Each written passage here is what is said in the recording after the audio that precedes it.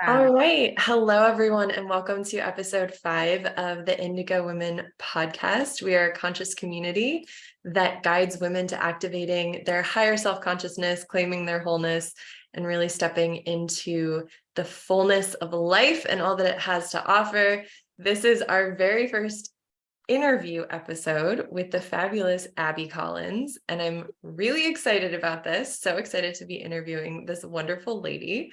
She is the head coach of Conscious Loving, which is all about relationships, intimacy, and getting those really deep, juicy connections with your partner, and also using relationships as a way to grow as a human being. And Abi, I will just give you a moment to let you introduce yourself. Wow. Okay. So I just got like such a mad rush of excitement and nerves as we came online. So I'm just super happy to be here, happy to be with your community. And as a little intro, my name's Abi. I work as a relationship mentor, and yeah, just really happy to be here with you today. Awesome. So before we jump into these listeners' questions, because I did poll the Indigo Women audience and asked, Yeah. do you have any personal questions about your relationships? And we're going to go into those in just a little bit. But before we dive in, Abi, I would love for everybody to kind of get to know you a little bit better. So can you tell us, why did you decide to get into relationship coaching? Okay. That's such a huge question, because seriously, I feel like the answer to that like really goes back to when I was a child. So it's hard to kind of know where to start with that story, but I think just for the sake of kind of condensing it for your beautiful women, like so many of us, I grew up in a household where we had a lot of love. I have so much love for my parents. And also, there was a lot of dysfunction. There was a lot of, wounding, let's say, from childhood. So I grew up with this kind of like being really drawn to love, being really drawn to relationships from basically as soon as I could be. And but I didn't know how to make them work. I didn't know how to make them healthy. And so there was a real sense of like, I want this thing. I know that I know that I'm attracted to it, but it keeps creating pain in my life. And what do I do with that? How do I learn? Who do I learn from? And it really wasn't until I started like really going into the heart of what does it take to make love work? What is love? What are relationships? And how do we learn the craft of love in a really conscious way? And it was only through doing that I was able to transform something that was really quite painful into something that was amazing and rewarding. And so I think it's been my passion my whole life. But in terms of being skilled at it and learning how to, harness that, that really came a little bit later in life. And that's why I'm so passionate about helping other women to make that transformation as well. I love that. So what would you say are like your main philosophies of love and relationships? That's such a good question. So I would say the first main like philosophy or mindset that I really like to apply to relationships is that it's a little bit of a challenging one, but it's something that just really resonates with me. So I'm hoping it's going to resonate with other people as well. So for many of us, we kind of grow up thinking, I'm going to get into a relationship. It's going to be easy. And for a lot of us, it is at first, the first couple of months, maybe first year or so. Then it starts getting challenging. And at that point, usually we start to question, is this the right relationship for me? Is there something wrong with me that I can't make this work? So my philosophy on relationships is that actually none of us are ready for relationships. None of us are ready. So it's almost like, we've worked together. You've helped me build my business and things. And so many times I've come to you and I've said, like, I don't know how to do this webinar. I don't know how to do this thing. And you usually come back to me and you say, well, just do it. That's how you learn. You've got to do it. And that's kind of my philosophy on relationships too. It's like, none of us are ready for relationships. None of us are mature enough to know how to do this incredible thing where, I'm going to look after myself, but I'm also going to look after you. And I'm also going to look after this third entity. And I'm going to be committed to you, but I'm also going to be committed to growing and changing.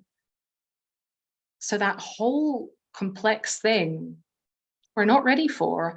And I think that's really what I like to instill in my clients, is that you don't need to know the answers. And in fact, you don't need to be perfect.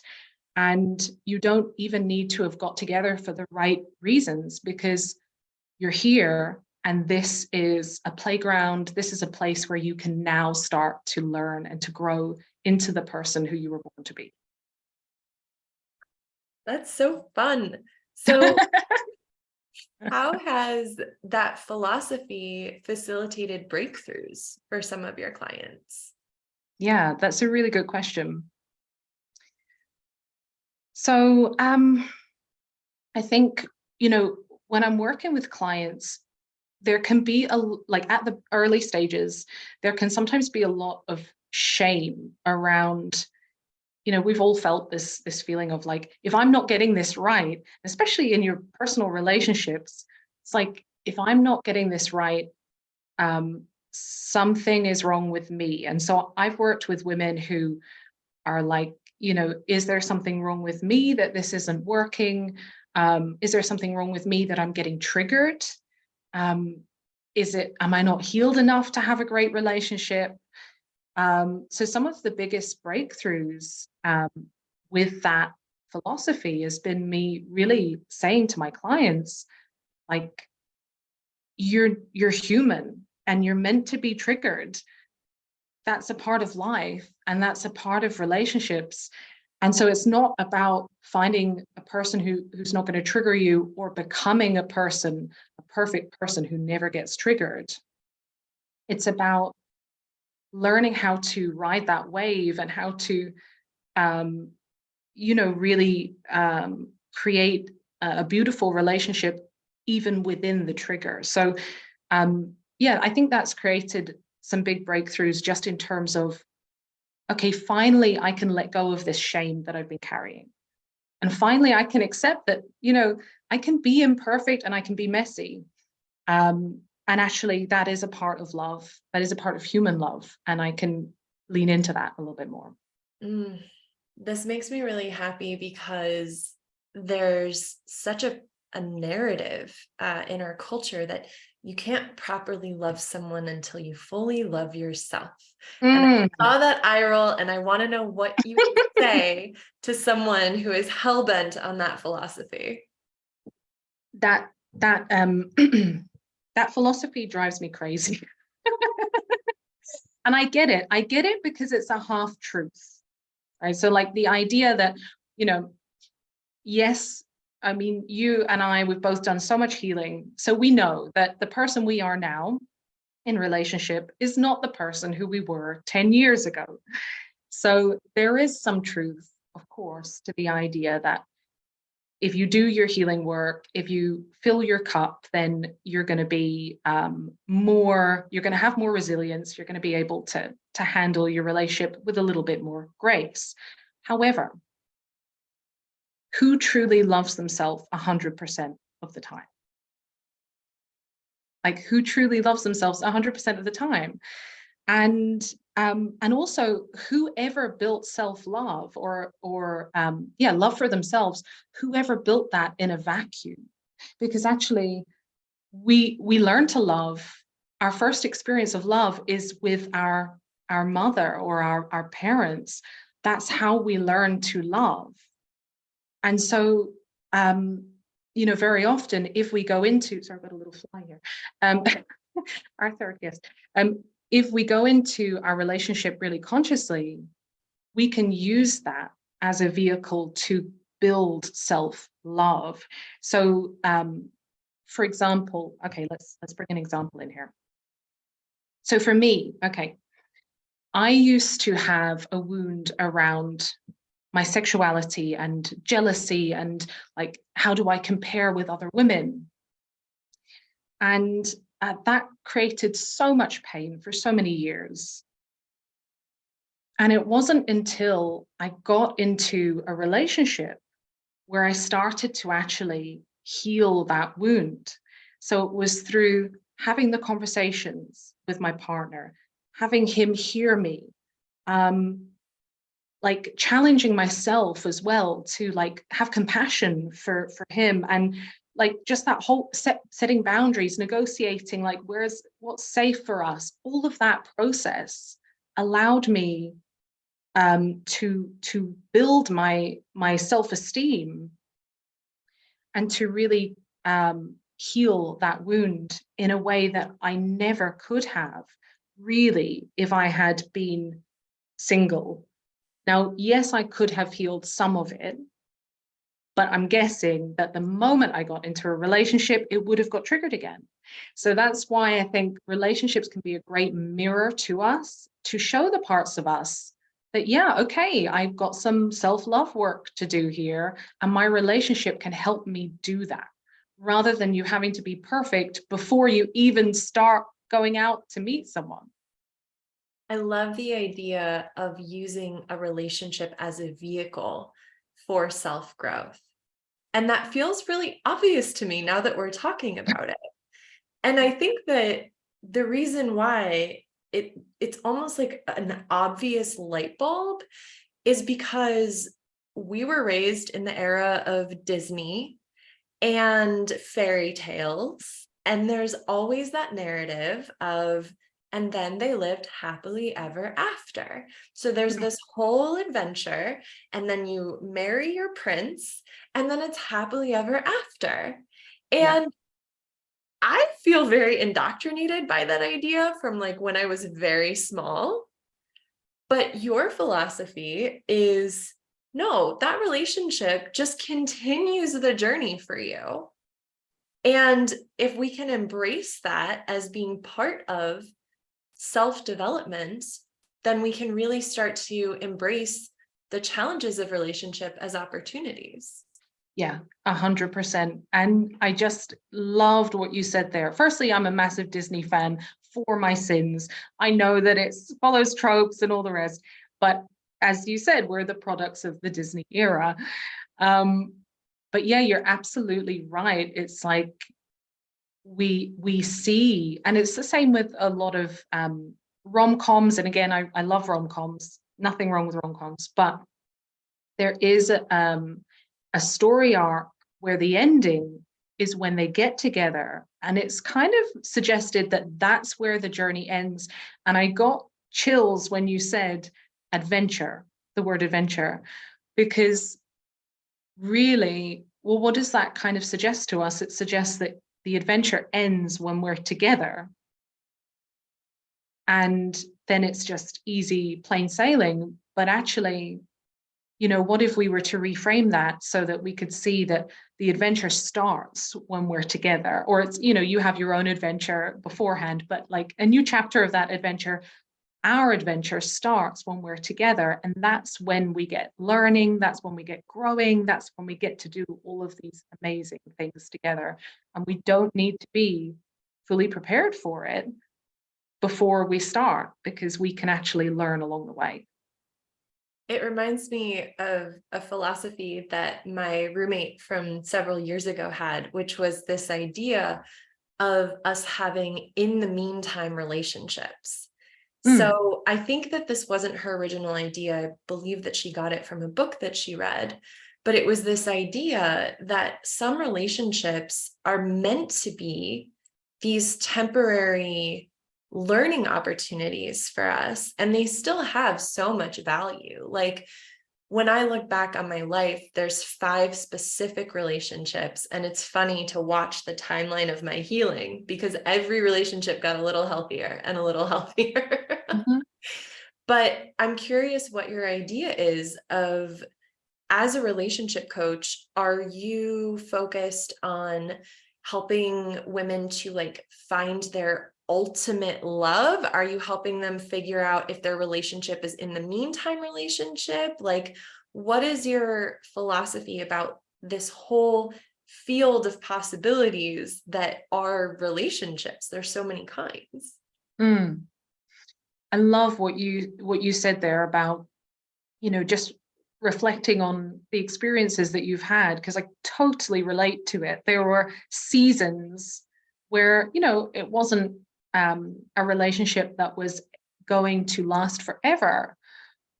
But this is another thing I think we need to challenge sometimes in the way we see being single or being in a relationship. We kind of, in our culture, I think, see being in a relationship as like a success and being single as, like a failure. But actually, sometimes in our journey, um, being single is like a relationship coming to its natural end, knowing that it served its purpose. That's a massive success story.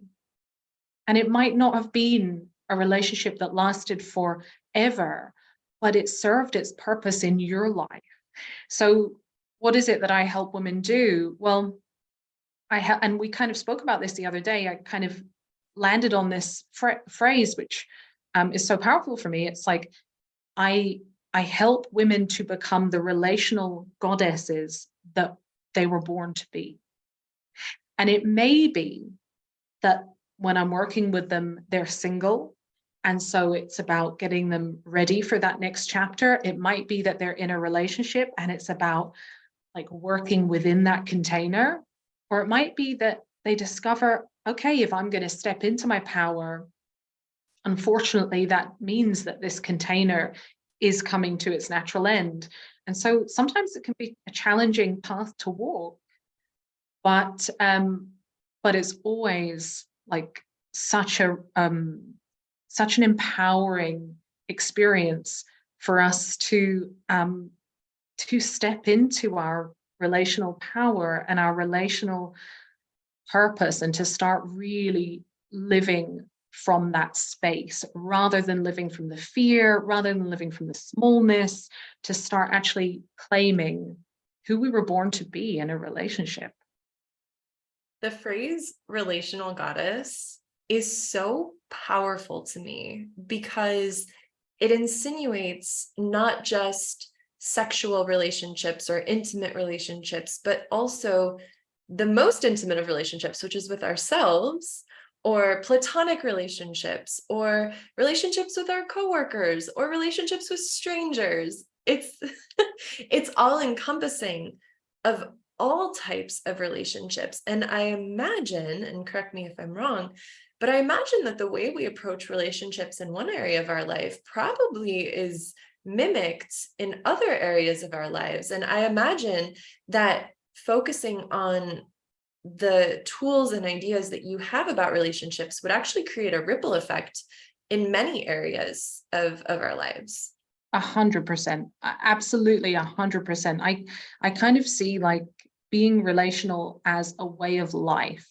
And I remember watching it was a video by another coach, and he was talking about like being on holiday somewhere with his family, and there was a group of people close to him, and they were, I think, playing music really loudly. And he came in and he kind of jokingly said, like, well, they're clearly not very, like, they're not relational. And I was just like, and it was kind of tongue in cheek. And of course, we've all done that, right? We've all been the loud person who's maybe in that moment wasn't being relational, wasn't thinking about the other people in the area. But so it's not to shame anyone who's watching who's thinking, well, I just did that.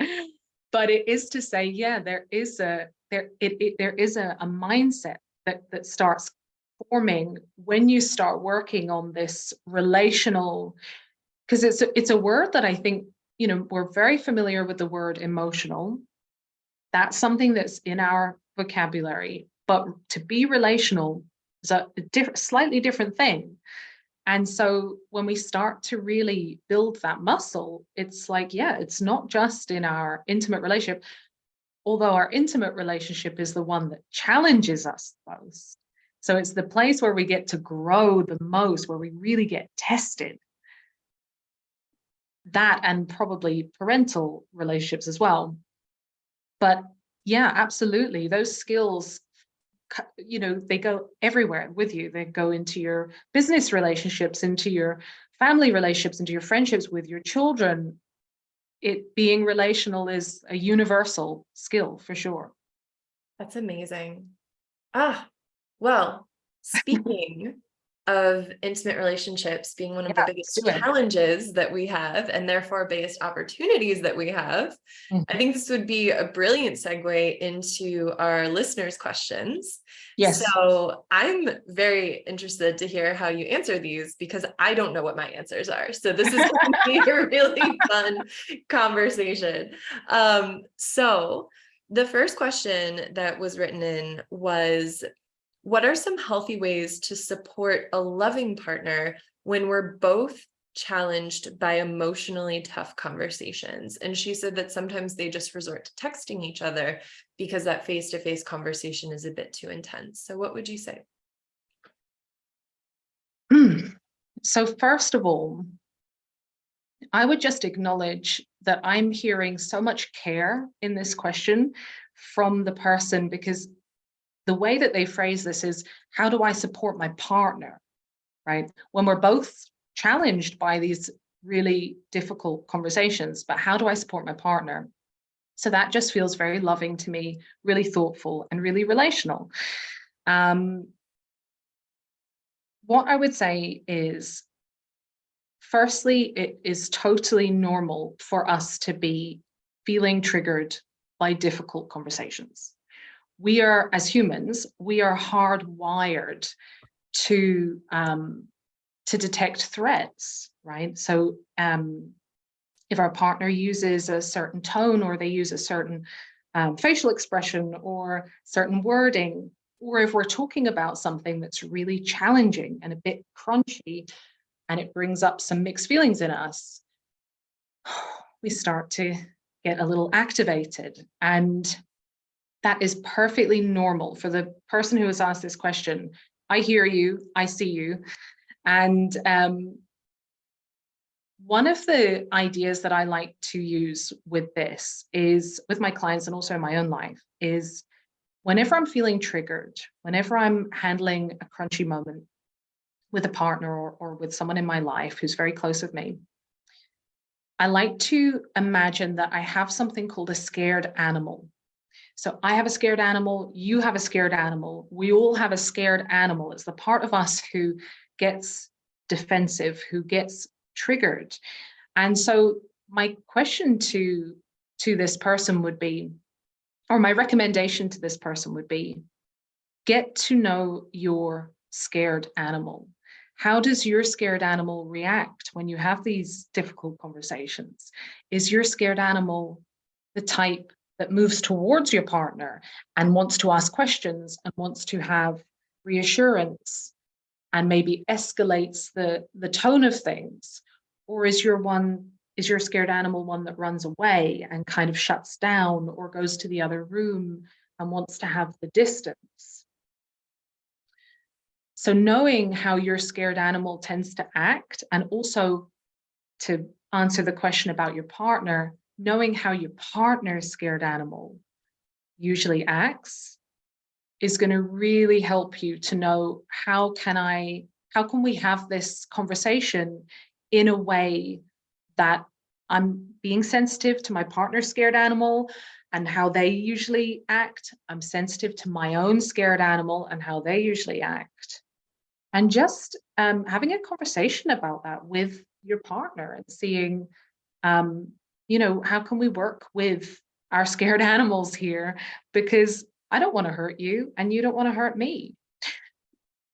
And one final thing I will say is, around the texting, Now, texting can be great for, like, in my experience, texting can be great for, like quick exchanges of information. So I'm going to meet you here. I'm running a bit late, all of that kind of stuff. Like you were texting me earlier, well, kind of messaging me. That kind of information is great to do over text. Now, if you get to the point where you're having these really sensitive conversations with your partner over text, that can be a little challenging. And I get why you might want to do that because it's less intense. But what I would say is, what we're doing right now, like I can see you nodding at me, like letting me know that you get it. So I'm reading you, I'm tracking you. And because we're mammals, we're designed to do that. We're relational. So we're mirroring each other. And if you do an expression, I can read like, oh, I think maybe something just happened for you. And we can co-regulate that way. We can not read into things. We can have a better understanding of where each other's at. Whereas, have you ever had that experience where you receive a text from someone or you receive a message from someone and all they've said is like yes, or all they've said is no, and you start thinking, what have I done? Are they mad at me? Are they upset? Or your mind starts to fill in these blanks because we don't have any other data. All we have is the text. So I would say be really careful about text. Personally, I would say if you live in the same area, do it face to face. If you're long distance, do it by video call, but do it in a way that you can actually read each other's expressions as you go along.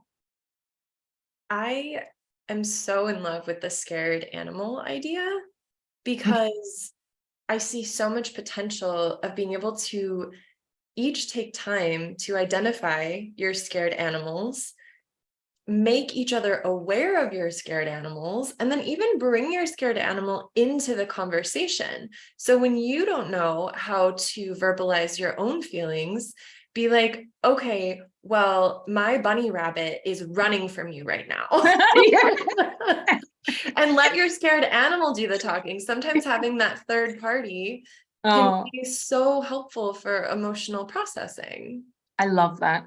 I love that. And I love how playful that feels, because I think sometimes we need, like, I was working with a client once, and she shared to me that that she and her partner were in the middle of an argument. It was escalating, and I can't remember what she did, but it was something like she burst into song or something like that. And that can be so powerful sometimes, just to diffuse the tension. So having that playful attitude around problem solving in your relationship and handling those difficult moments, that mindset of we're in this together, we're going to try different things out. Some of those things might be a bit goofy, might be a bit silly, but we're going to try them anyway. That's such a great energy to go into these things with. I love that. I think that the more that you can laugh at yourself and at your current situation, no matter how like uncomfortable it might be, yeah. I just have always found laughter to be such a great way to diffuse things if possible. Obviously, you don't want to laugh at everything, but that playfulness, or if you can laugh, then do. Yeah, absolutely. So the next question that was written in is, how can we slowly integrate intimacy levels in a relationship? So how can there be more physical intimacy integrate? I know that you love the topic of intimacy, so yeah, share your best bits with us, please. Okay, cool. It's kind of my jam, because I went through so many relationships where I lacked the intimacy. So I know what that feels like, and I know what it feels like to feel more empowered in actually creating that intimacy. So it's such a great question. So when it comes to like feeling connected and feeling seen and feeling that deeper level of feeling seen, not just being friendly with someone, but really feeling like we're seeing each other on a deeper level here. I think for me, the most important thing is learning how to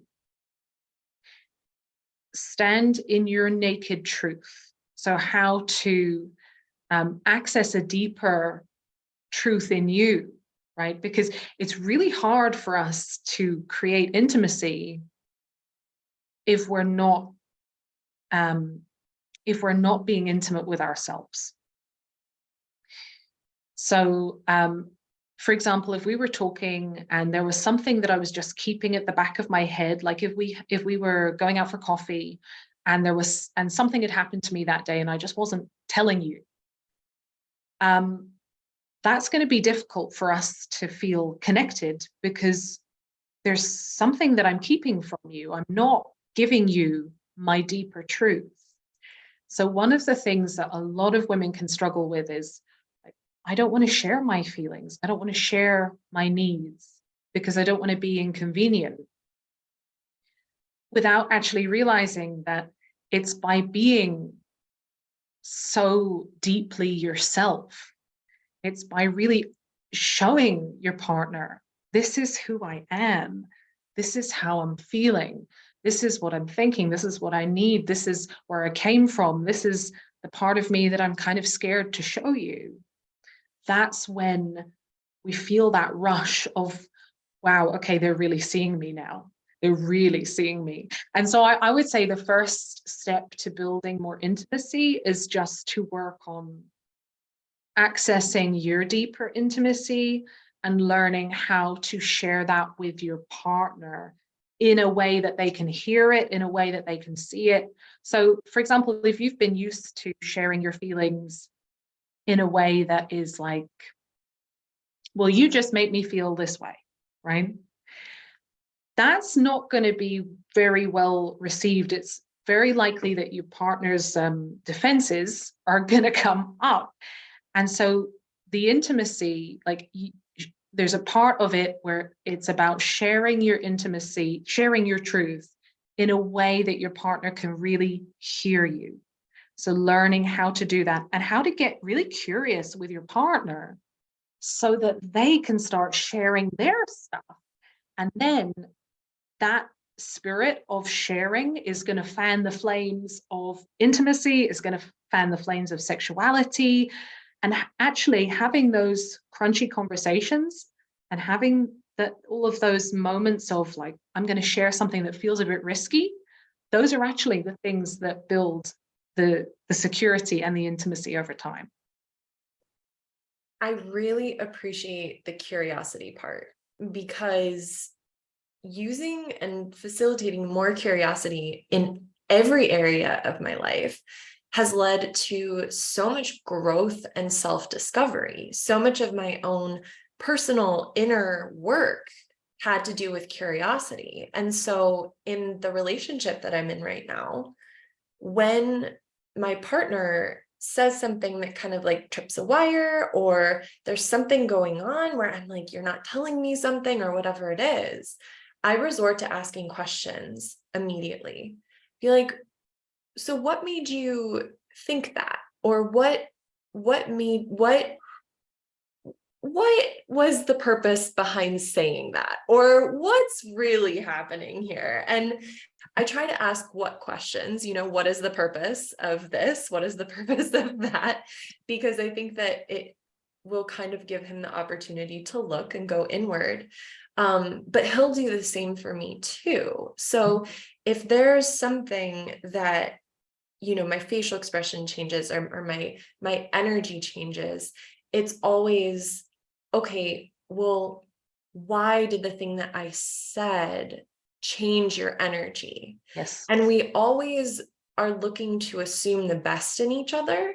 So instead of you hurt me on purpose, it's I want to be curious about your inner world and what facilitated your reaction. Yeah.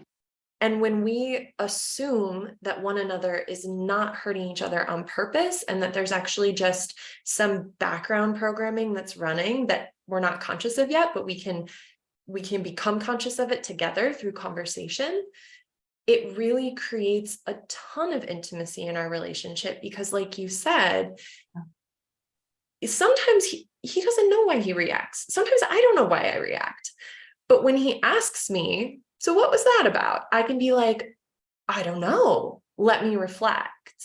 Wow, sister, you are speaking my language here. I'm just like I'm just loving what you're saying, because this is why I love relationships, because they shine a light. The other person can shine a light on us, on the areas that, if we're single, we're getting on with our business, we're getting on with our stuff, we're feeling super capable, and we kind of forget about some of the things that we kind of sweep them under the rug. But when we're in relationship, there is a mirroring just by the setup of the relationship, where what you've said, like with you and your partner, sometimes he'll mirror to you, something happened for you there, what was that? And that's an invitation for you to go deeper. And I was just sharing in my group this week, I made a post about an experience that I had, which was really similar to what you've described, which was with an ex-partner of mine. And I remember it really clearly. And it was, I don't know if you read it, but we were out going to our local cafe. And it was a sweltering hot day. I was boiling and I was wearing like all of these layers and just way too hot. So I said to him, I'm going to go home. I'm going to get dressed. I'm going to get changed. Just save our seat at the cafe. And I came back about 15 minutes later. I got changed. I was feeling much better. And I sat down and I looked at him, and I could see in his face that he was kind of like shut down and maybe a little bit annoyed, right? So I checked that. And again, it goes back to like tracking each other. It's really important. Now, I could have, in that instance, ignored it, right? Which is keeping things kind of at the more superficial level, not going deeper. Or I could have got like a little bit, funky about it and kind of said something. But I decided instead to do what you said, which is to show curiosity. And anyway, so it turned out when I said to him, oh, it seems like you're kind of upset here, he ended up sharing with me this incredibly moving story about, he said, it just reminded me when you went off to get changed, it reminded me of when I was a kid. And my mum used to drop me and my brother and my sister off in public places and then just kind of leave. And I was like, wow, okay, yeah, I get that. And yeah, I really get that. And so we had this amazing conversation where I was able to understand him more deeply. He was able to heal a bit of his mother wound, because I was able to show him, yeah, but I'm not your mother, because I came back and I'm listening to you and I'm hearing you. So there's this amazing thing where, we can heal some of our deepest wounds in a relationship just by communicating and being curious and keeping that that real spirit of we're in this together, and I do see the best in you, even when we get triggered by each other. I love that. That's a really cool story. Thank you for sharing that. And to add another layer to this particular question, because it was kind of an open-ended question, the word intimacy can mean so many things. It can also mean physical intimacy as well. Mm-hmm. Where would you point that in that direction? So if we're talking more of integrating more physical intimacy into a relationship, how would you go about that? So I have recently discovered a game that I love, I adore, and I invite you to practice it in your life and anyone else who's watching it, if it resonates. So this is called the 3-minute game. It doesn't have to be sensual. It can be done it could be done in workshops. It could be done in all sorts of containers. But it can also be a super sexy game as well. So you get to kind of decide where on that spectrum it is. But the thing that I love about the 3-minute game, and if you Google it, you can find out, but essentially what it is you get together, there has to be at least 2 people. You can do it in a group, or you can just do it you and your partner. And you take it in turns to ask each other 2 questions. So the first one is, how would you like to be touched? Okay, how would you like to be touched? So you might say, I'd like a head massage. I'd like it to be really really hard or very light. Or you might say, I want this part of my arm to be touched. So you kind of, the first thing is you check in with yourself, right? So again, it goes back to the self-intimacy, because how often do we as women especially have interactions, or in the past, where we haven't always checked in with ourselves? So it comes back to consent, right? And knowing yourself. So you come back to yourself and you say, well, what do I fancy? And what do I fancy them to do to me? And you share that.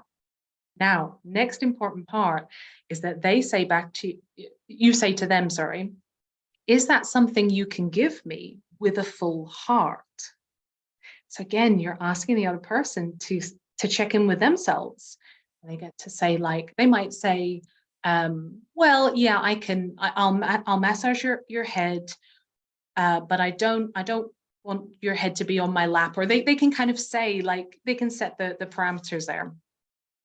And then the second question that you ask each other is, how would you like to touch me? So can you see how they're slightly different? Like, when I ask you, how would you like to be touched? I'm giving you a gift, because I'm going to touch you how you want to be touched. But when you ask me, how do I want to touch you? You're giving me the gift, because I get to touch you how I want to touch you. So it's a really it's got like different layers as you play this game. It's like, wow, wow, wow, wow, wow. And you get to take it in turns, and then you set the timer for 3 minutes, and you get to do this game. The reason that I think this is so powerful in relationships, a couple of reasons. The first one is, like I say, goes back to the basics of consent, the basics of checking in with yourself and being like, what do I actually fancy right now? Like, that's a British word. I don't know if you guys use that, but but what do I feel like? What would really feel great for me? And you get to explore consent. You also get to explore desire, sensual or non-sensual desire. And you get to play with that with no expectation that this is going to end up a certain way. And actually, I think that this game is super powerful when you purposefully start with the smaller stuff and you feel into the subtleties of that. And it's a beautiful way of, I think, increasing the emotional intimacy, increasing the sensual intimacy, the intimacy with yourself. And in my experience, you walk away from that saying, holy moly, how did I not discover this years ago? So that's a little juicy practice that I would share with your community. I am so excited to play the 3-minute game later. That sounds so up my alley. I love that. Oh my gosh. Thank you for that little nugget. I'm sure that there's a lot of people in this community that are going to love that. So just for the sake of time, we'll go ahead and do the last question, and then we'll wrap it up. Yeah, sure. I can't believe it's been 45 minutes. Wow. Oh my gosh, we were in such a flow. I love it. So the final question is, how do you react with compassion when your partner struggles with decision making? Okay. This was a very interesting question, because I read them all beforehand just to get kind of a lay of the land. This one's a really interesting question.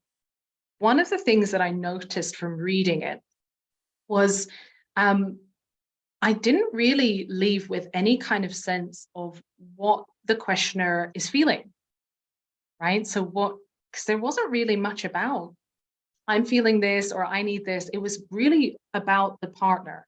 And that's cool.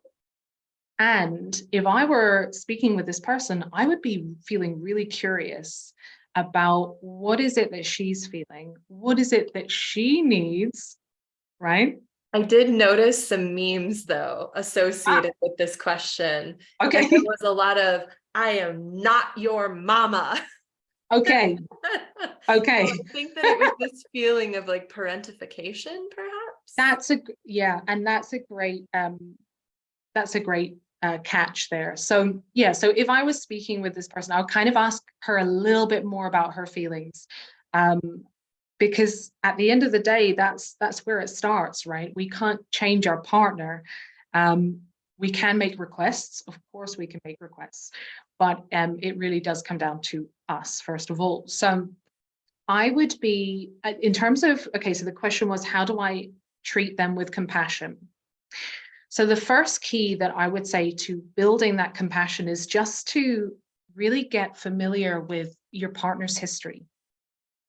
Like, how much do you know about your partner in terms of when they started finding it difficult to make decisions? Is it a particular type of decision that has them feeling uneasy? Um, like, what is it that they're feeling? Like, just getting really curious about your partner and finding the history there. And I think I have a story that when the questioner does that and connects with the childhood person, like the inner child of the person, of their partner, their heart's going to really open up to them a lot more. Because the thing is as you've said earlier, sometimes we are looking at behaviors that really I don't know if I can swear on here, but they really irk us, let's put it that way. um, but when we understand what's going on underneath that, there's a level of compassion that comes from understanding, like, this is where that came from. This is why that came about, and that makes so much sense to me. So that would be the first thing. Second thing I would say is, okay, so some of the wording, I know you're huge on language, and I am as well. So like some of the wording around, they have no common sense, or they can never make a decision. So that's really strong wording. That's like really absolute wording. So I would just add a little, like, acknowledge that sometimes that is true, and also find the dichotomy, find the opposite, the times where your partner really does have common sense, because they do things every day. They've been living for however many years they've been living, and they make decisions. They do make decisions every day. So that's where I would go with building some compassion. And I would also look at, is there something going on for you? As you said, is there like, do you have a history of being the parent to the people who you love? Is that your role? And is that painful for you? Is that something you want to kind of step back from and start having that more equal adult to adult relationship? And if it is, then that's something for you to kind of work with, and you can start stepping back from that parenting role a little bit. Because you absolutely, if that is the case, you do deserve to have that equal relationship. I think that's such a brilliant point. When you're getting frustrated with a chronic behavior of your partner, not only looking at your partner's history, because with freezing during decision making, that can be a trauma response. There's this belief of, oh, I made the wrong decision a long time ago. Now I don't trust myself to make decisions anymore. And then also looking at yourself of being like, wait a minute, do I have a belief that I'm always the partner of, or I'm always the parent of my partners? So if your partner is believing, I can't trust myself to make decisions, and you are believing, I am always the parent of my partners, why is it so hard to say? Then that's going to be a perfect storm of frustration. Yeah. But I think this even goes back to what we were saying about having those intimate conversations where you can put that out on the table Mhm. And my partner and I now, we're very aware of a lot of each other's sticking points. Mhm. So he'll spot a sticking point in me before I see it in myself. Yeah. And he'll be like, hey, I think that Yeah. this belief is showing itself. And I'm like, whoa, oh my God, great catch. Mhm. Let's, let's get around that, or let's get through that, or okay, we're going to welcome that belief into the room. That's our third party. That's our scared animal right now. Mhm. And let's work with it.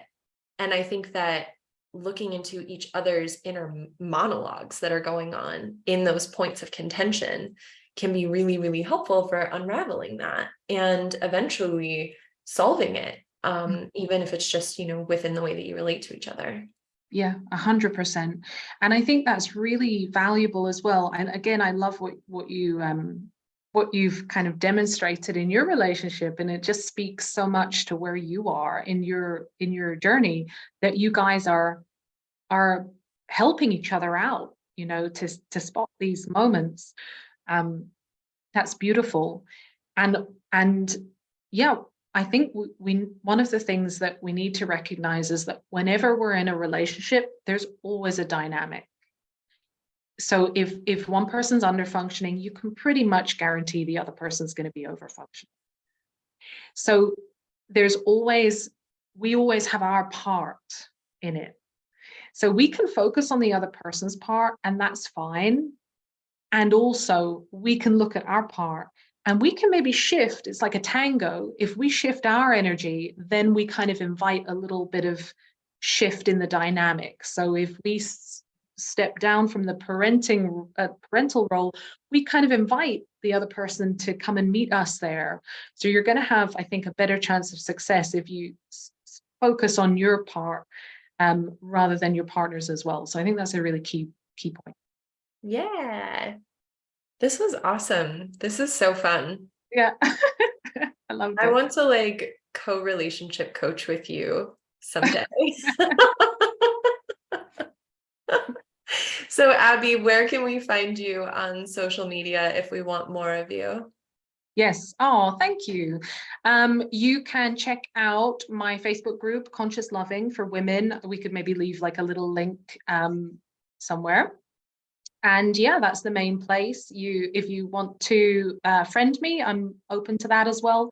And you can always message me by direct message as well. I'll link Abby's social media in the description of this video. Abby, thank you so much for joining us today. This was so much fun. And if you don't mind, I would actually love for anyone in the Indigo Women community to submit relationship questions to me if they want, and just say that it's for Abby, and I'd love to have you on again because I think that you offered some really awesome insights. So if we can start kind of racking up more of those listener questions, I bet we could have another really cool episode.